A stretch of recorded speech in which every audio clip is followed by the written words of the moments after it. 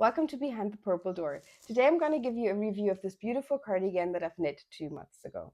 I'm going to give you a review on why I've chosen the pattern, why I've chosen the yarn, a few details on construction and my knitting process, if I think the time and amount of money for the yarn I've invested was worth it. So let's start right at the beginning with why did I choose this pattern. One, I love a good color, and this color is not too in your face, so I can wear it every day, but it is kind of a statement piece in its own. I would call that a beyond basic. The second thing is the slide drop shoulder. So if you have a look, usually the shoulder in a really tailored garment would be like an inch in from where it is in this case. And if you've seen any of my older videos, you know this is kind of my pet peeve, the perfect tailored sleeve and shoulder construction. But this garment, even though it is an oversized drop shoulder design, still looks tailored. And I was really curious to understand how that worked, how they made that combination work, and if I would like it as well. And the third reason being, I'm currently knitting a lot of garments that include dart shaping for the waist and the bust, and that is really hard to knit on a machine to construct there. And I kind of had a time difficulty because I wanted to take it with me for my summer vacation. And as usually, I was late to the party, and I had a moth infestation over Christmas. So I've kind of lost a lot of my basic knitting pieces from last year. So I was kind of in a rush. And this was easy enough to just translate for knitting on the machine. Number two, why did I choose the yarn that I did? And what kind of yarn did the pattern recommend? So the pattern is from the late 1950s, a time where synthetic fibers had its big moment. So everything was starting to be more about ease, not having a moth infestation, so moth-safe yarn, and easy to wash yarn. And this garment is originally knit in Orlon yarn, which is a DuPont acrylic yarn from the early 50s.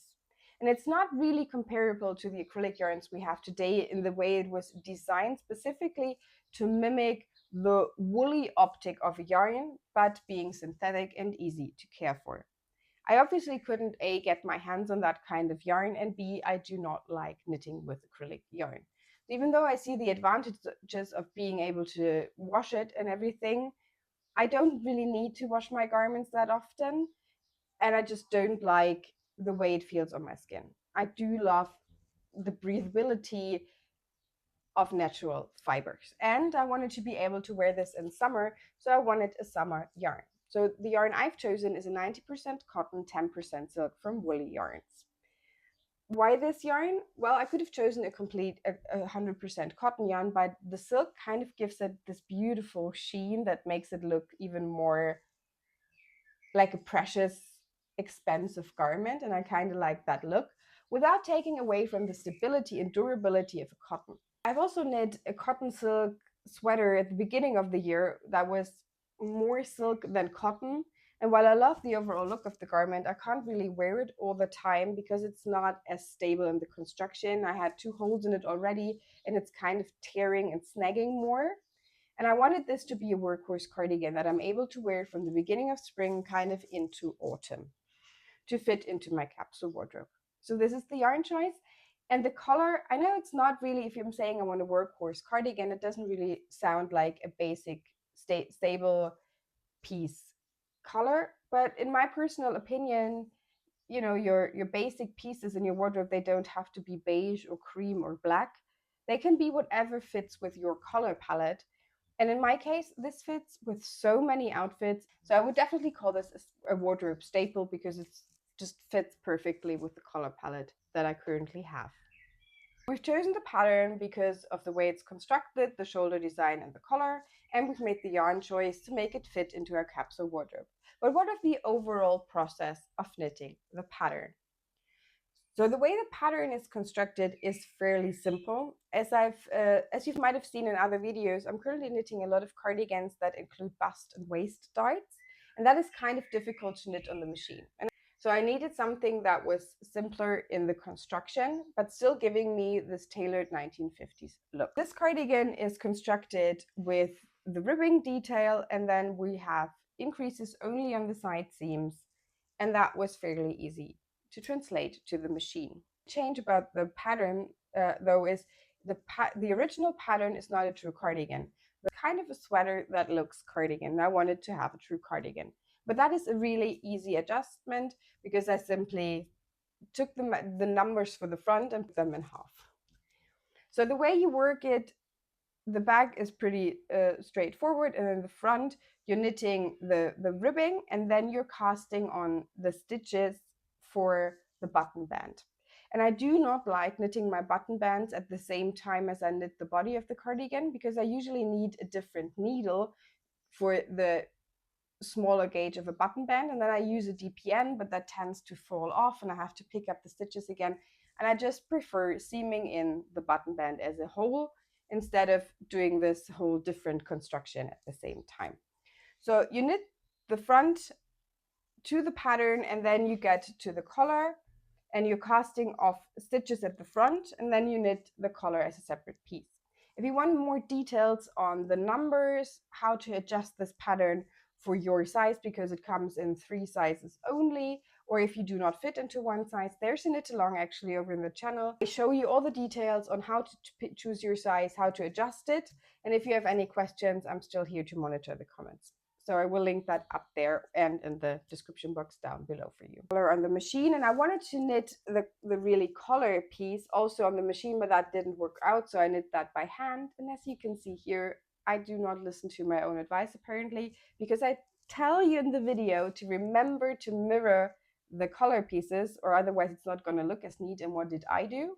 Well, I knit them the same side, so I had to unravel everything and reknit it, but it was really a quick process.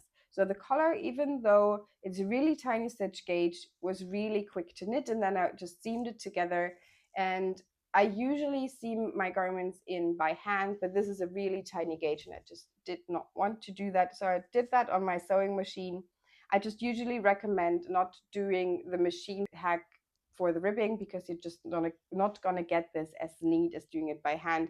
And that is really not that big of a time investment to do.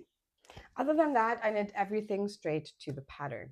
I was a little bit shocked when I saw the way the sleeves look, because with the drop shoulder, they don't have your usual tailored sleeve appearance, but setting them in was also very easy. There will be a short coming shortly where I show you how to do that if you've never done that, or if you need help with that. I will link that down below once it is live. To the review of the garment. I've been wearing it now for 2 months, and I can tell you I really do love it. Is it perfect? No. The sleeves are slightly too tight, and the collar is just a bit too small for me. I would knit it again. I would cast on a few more stitches to make it a bit wider. But other than that, I love the cardigan. I've been wearing it on and off all the time in the last 2 months. If I had to pick up a cardigan, it was usually this one. I have a few outfits for you here, but that is not by any means all the outfits I've worn. But I loved wearing it with a skirt and a top underneath, and I really need to sew in the buttons. And what I want to do is I want to sew in press dots and then buttons on top, so it looks like a faux button placket basically. So you get the optics you want without the stretching out of the buttonholes. And then I could also wear it as a sweater. That would unlock even more possibilities in my wardrobe. So I would definitely 10 out of 10 recommend knitting this pattern again. I think the way it's constructed, it is fairly beginner friendly. The difficult and most challenging part is seaming in the collar and the sleeves, but even that is really straightforward. There are a lot of resources online. I will share my process with you if you need help seaming that in, if that is what kind of stops you from following along. I know it is really hot out there and we all might not be in the mood for it, but there are colder evenings, and autumn is coming, so I would definitely 10 out of 10 recommend knitting this garment. If you want to knit this garment, I have a link for you down below for the Etsy shop where I purchased my copy. And yeah, for me, that is really the workhorse piece of my wardrobe at the moment. So if you like this kind of content, please let me know. I will be back with another review soon. But if you have certain garments you would like to see me review or tell you more construct, I can totally do that. Just drop me a comment down below. And as always, I'd really appreciate a thumbs up, a like, and any kind of comment. We're still a fairly small channel, and every interaction helps the algorithm to push this video out to more people to grow our community. I hope I will see you again with the next video next week. Bye!